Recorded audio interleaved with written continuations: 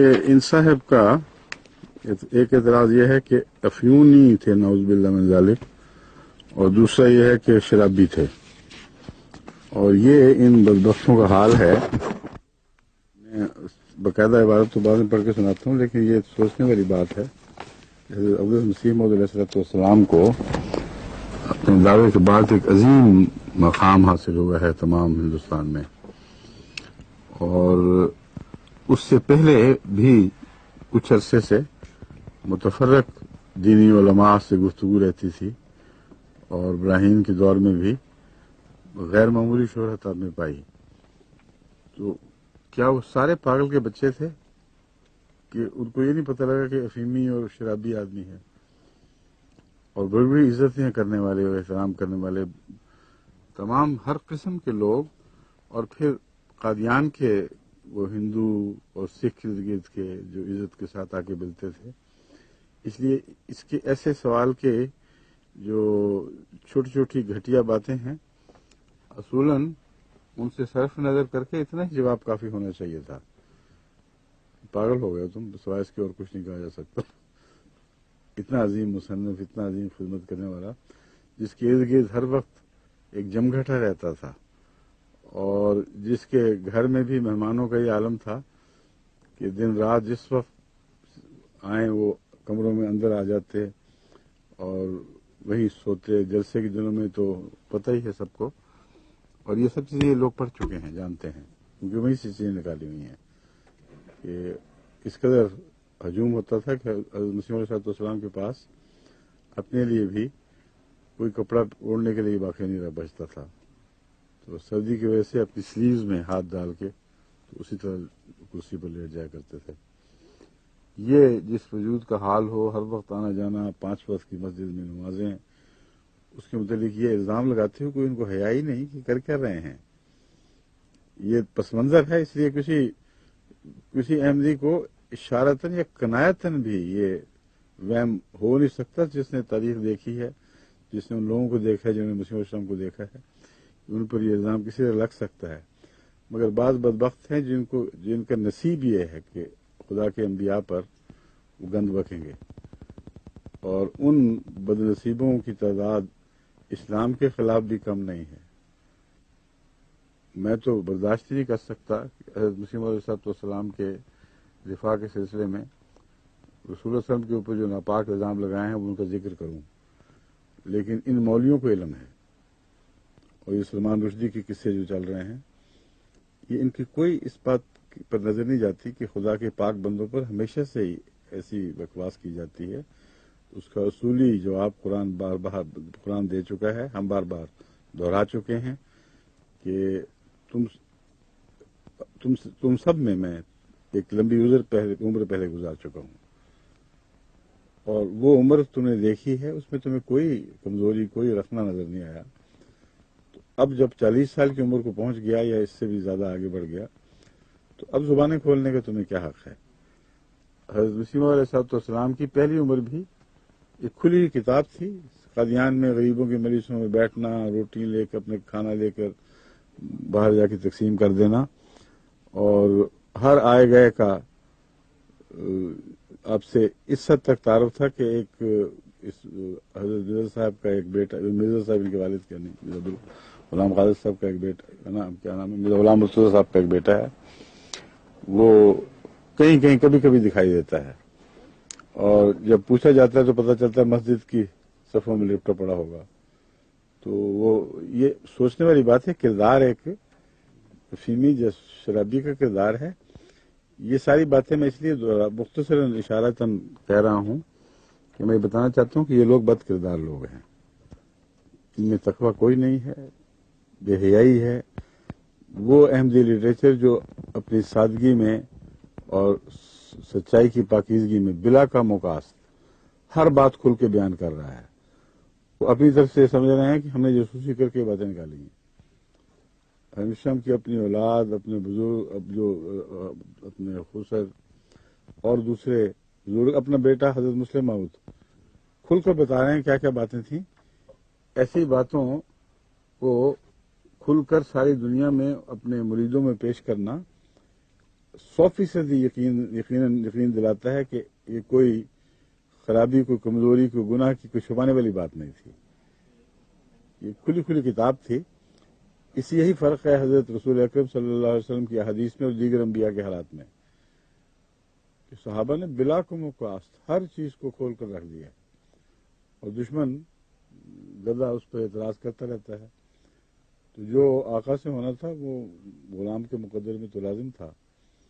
اس لیے یہ جو ہے نعوذ باللہ من ذالک شرابی، افینی، جو مرضی چلاکیاں کر لیں، قلم کے گھوڑے دوڑا لیں، جو حقیقت ہے حضرت مرزا صاحب کی ذات کی، ایسی پاک کھلی ہوئی حقیقت ہے کہ اس کو یہ داغ لگ ہی نہیں سکتے. اب میں بتاتا ہوں ان کی دلیلیں سنیے. اور تحریر اپنی ہے. حضرت مرزا صاحب دعویٰ کر چکے ہیں مسیحیت کا، اور اپنی تحریر سے ثابت کر رہے ہیں کہ میں افیمی ہوں. نعوذ باللہ من ذالک. یہ پاگلوں والی بات، حد سے زیادہ بیوقوفی ہے. تم جو شاطر چالاک، تم تو اپنے بڑے سے بڑے گناہوں پہ 1000 پردے ڈالتے ہو.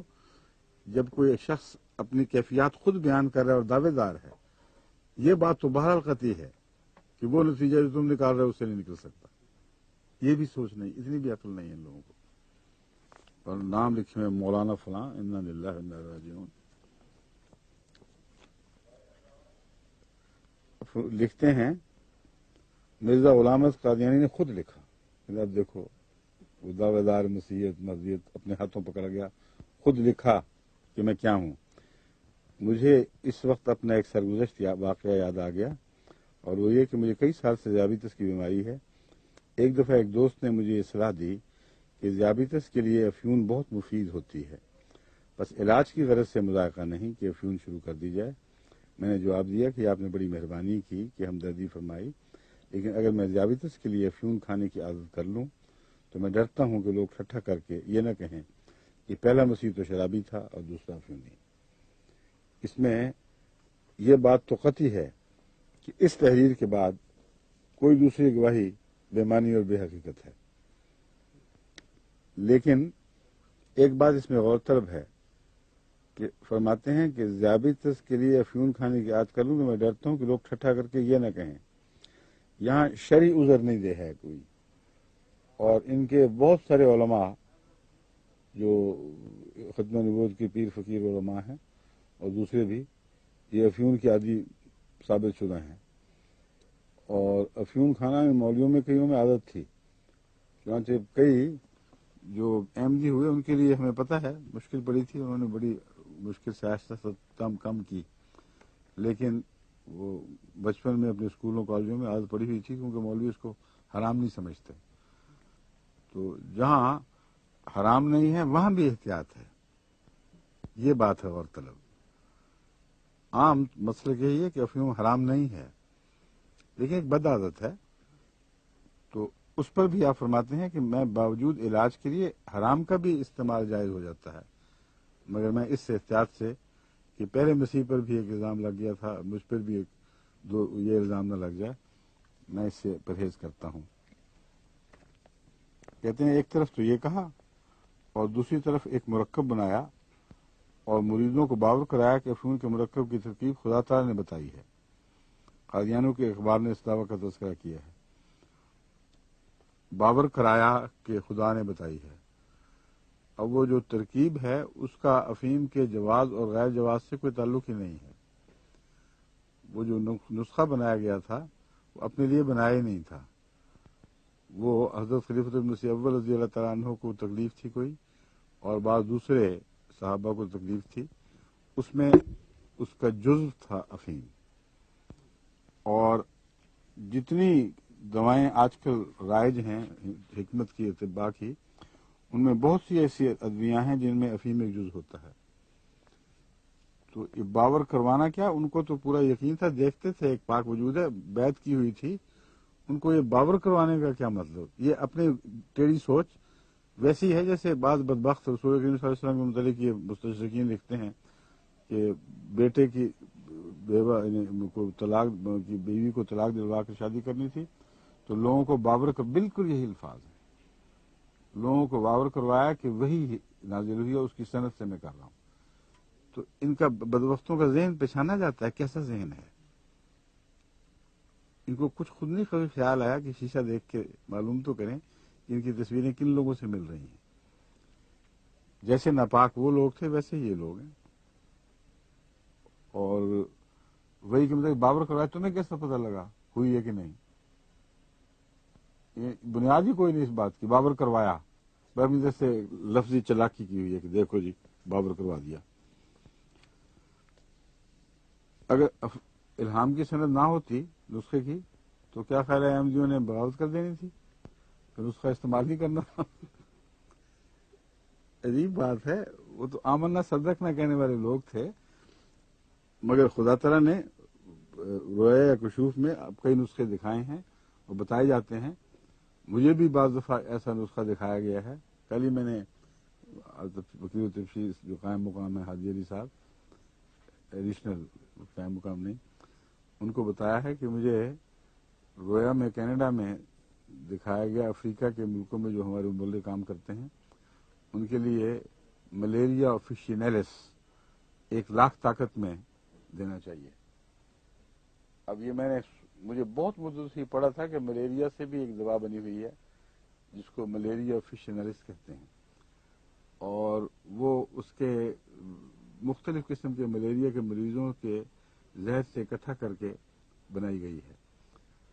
اور کبھی وہم و گمان میں بھی نہیں تھا کہ اس کو پریونٹیو کے طور پر استعمال کیا جا سکتا ہے، نہ کہیں لکھا ہوا ہے. تو رویا میں اللہ تعالیٰ نے بتایا، میں نے ہدایت کی ہے کہ آئندہ جو بھی افریقہ مبلغ بھیجے جائیں یا افریقہ میں جو سن رہے ہیں ان کو ملیریا آفیشینیلس 1,00,000 میں ہفتے کے وقفے سے 2 خوراک کھا لینی چاہیے. تو میں امید رکھتا ہوں کہ اس سے انشاءاللہ تعالیٰ ان کو ملیریا کے خلاف دفاع میں کافی طاقت ملے گی. تو میرے جیسا ایک عاجز اور بالکل بے حقیقت بندہ بھی اللہ تعالیٰ سے اس موقع پر بھی ایک پا لیتا ہے علاج، اور بھی کئی موقع پر پہلے بھی مجھے اللہ تعالیٰ نے مختلف بیماریوں میں علاج سجھا دیے، اور بعض ایسے القاء کی طرح ہوئے جس کا کوئی اس کا جواز دکھائی نہیں دیتا، اور بعض دعا کے نتیجے میں معلوم ہوئے. تو حضرت اقدس مسیح موعود علیہ السلام کو اللہ تعالیٰ اپنا نسخہ سکھائے تو یہ بابر کروانے کی کیا بحث ہوگی؟ اس میں آپ نے حقیقت حال بیان کی ہے کہ ہم خود بھی وقتاً فوقتاً امراض کے دوران استعمال کرتے رہے. یہ درست ہے کہ کبھی کبھی آپ نے بعض امراض میں اس دوا کو استعمال کیا ہے، اس میں کوئی شک نہیں، اور یہ بات معروف ہے جماعت میں، سب کو پتہ ہے. لیکن افیون کا عادی ہونا اور دوا میں جس میں افیون پڑی ہو اس کو استعمال کر لینا، ان مولوی صاحب کے دماغ میں اتنا فرق نہیں نظر آتا. اور اس دوا میں اور بھی بہت سے جز ہوتے ہیں، اور دوا کا حال یہ ہے کہ خود ان کے مولوی لکھتے ہیں کہ اگر دوا کی خاطر یا کسی حرام چیز میں بھی کسی دوسری چیز کی ملونی کر دی جائے تو وہ حرام نہیں رہتی، بلکہ بعض صورتوں میں کہتے ہیں غلبہ بھی ہو جائے تو حرام نہیں رہتی. میں اس کا ذکر بھی کروں گا بعد میں. تو یہ ہے ان کا حال.